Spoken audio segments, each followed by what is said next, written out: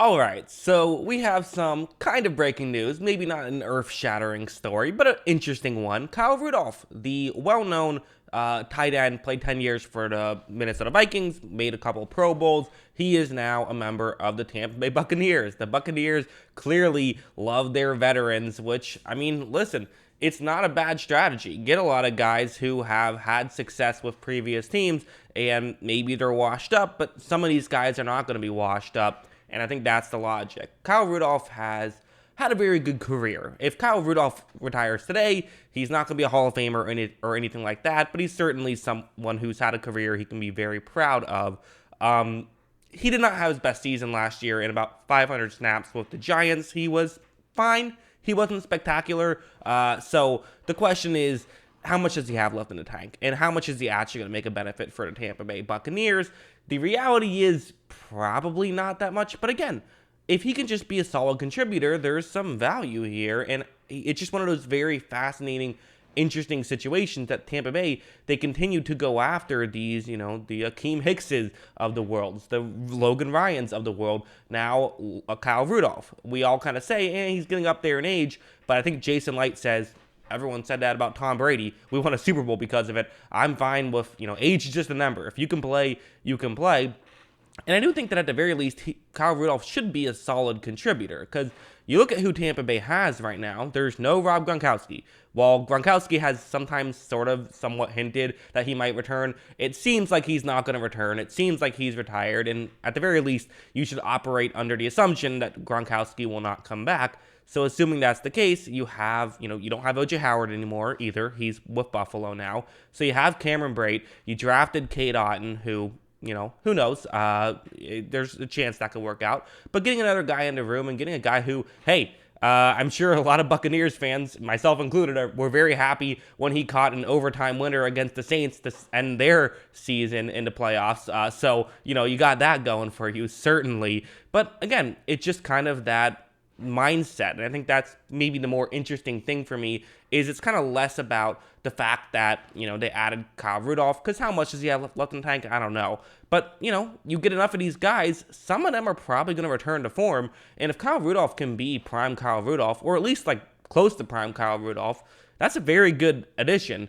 One of the issues is we don't know how much he's gotten paid yet, and that's certainly going to, impact things a little bit. I'm assuming this is a buy low deal. I'm hoping they're not giving him a bunch of money to come play. But again, at the same time, a lot of things we talk about with the cap is, a lot of it is you can push the cap to, next seasons in the future. So you don't have to necessarily fit under the cap this year. You kind of have unlimited money to play with in any given year. And for the Buccaneers, who know Brady probably isn't going to be here next year, they're going all out. They don't really care how much money they spend this year. If they suck for 5 years after, that's fine. Be good this year. So that's one of the interesting things about it. Another interesting thing about this situation is, and this is just a wild report that Adam Schefter said, that Kyle Rudolph, here's the exact quote, Kyle Rudolph chose to play in Tampa despite the fact that former Michigan quarterback Tom Brady told his new tight end that he can't be his first read because he went to Notre Dame. Like, what a wild thing to say, like, about that, Brady. I thought you were supposed to be good at recruiting people. Now you're going to say this. Also, not because, other than Rob Gronkowski, I don't know how many tight ends were Brady's first read over his career. Regardless, I guess maybe Aaron Hernandez as well, but that's pretty much been it. So there's also that. And another interesting thing is, I know that, Bruce Arians loves his tight ends to block. Bruce Arians is not there anymore. So does this mean that maybe we're going to see kind of more of an open offense in the Brian Leftwich era, as him being the head honcho in the offensive coaching staff? Obviously, I think Brady probably has a big role in that as well. But it's fascinating because, again, just for people who maybe are unaware, Kyle Rudolph, not known for his blocking. I think it's fair to say. Not that he's been a horrible blocker. He's been a fine blocker. I think that he's, at times been a great blocker, but he's more known for his receiving, I think it's fair to say. So that's kind of the, especially, I guess what I would say is, especially late in his career, he's not been a blocker. So there were some years in Minnesota where he was fantastic. I'm just looking at his PFF grades now. He's had a couple of really good years, but in the past 6 years or so, blocking has not been his forte. He's been much more of a receiver, and over the course of his career, he's always been more of a receiver. So, Cameron Brate, is also a guy who's known for his receiving. Maybe Cade Otton's going to be a blocker. I don't know. Rookies are always difficult to tell with that stuff.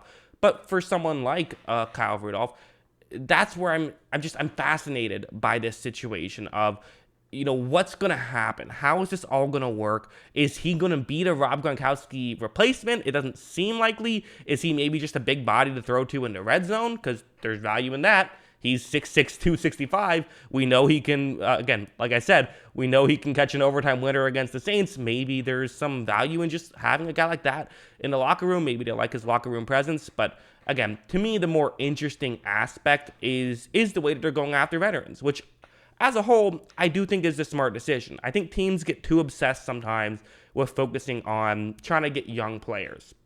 Listen, if you're the Jaguars, get young players. Try to get younger. Try to get guys who are going to be good, not just for the, not just for now, but for the foreseeable future. That makes sense.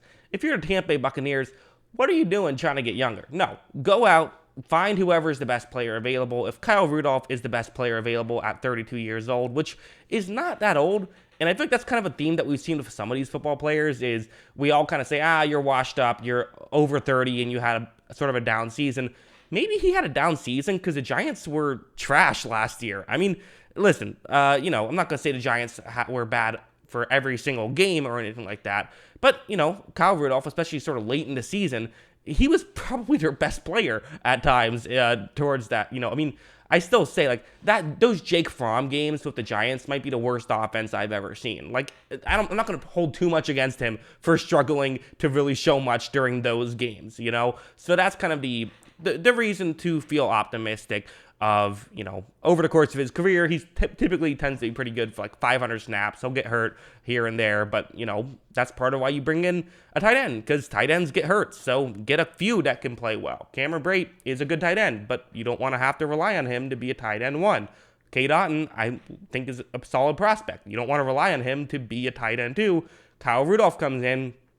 Now you have 3 tight ends, which the Buccaneers, over the past couple years into Bruce Arians' era, which is weird that I keep saying that because he's not there anymore, but it's his coaching staff. And in this era, they ran a lot of 3 tight end sets, and I fully expect Kyle Rudolph to get a significant amount of playing time, and we'll see what he can do with it. But again, we don't know the contract details. We don't know how much he's been paid, but assuming this is a reasonable deal, I would feel very confident. And as a Buccaneers fan, it's just fun. I always like to say, it's kind of just fun how every single good player seemingly at some point plays for the Buccaneers. It's just a fun thing that happens. I don't know why it does happen, but I guess, people like to retire where it's warm. I get it. If I was a professional athlete, I'd never go someplace up north. No, screw that. I want to live where, there's no winter. That's what I like. So let me know what you guys think of this move in the comments below. Always love hearing from you. And of course, as always, thanks for watching.